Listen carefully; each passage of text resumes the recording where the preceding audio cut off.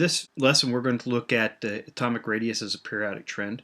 And we've seen in the previous video that the group trend going down a group is that you increase in size.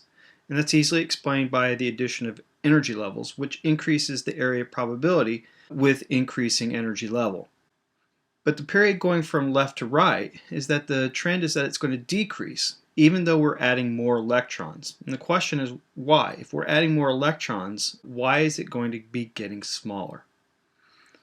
Let's look at how this works with period 3. In period 3, we start with 10 core electrons.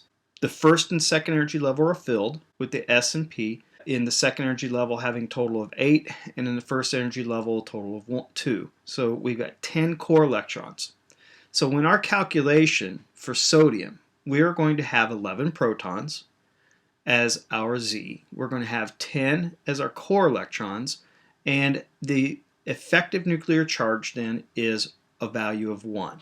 This is not an actual measurement value. This is just a relative value that we can use to compare.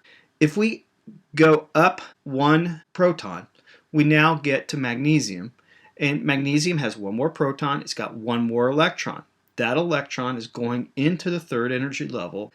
We still have 10 core electrons, but we've increased the number of protons up to 12. And our effective nuclear charge now is 2, which means that magnesium is going to have a greater attraction for its valence electrons, the electrons in the third energy level, than what sodium had. The effect of that is that magnesium is going to be smaller than what sodium is.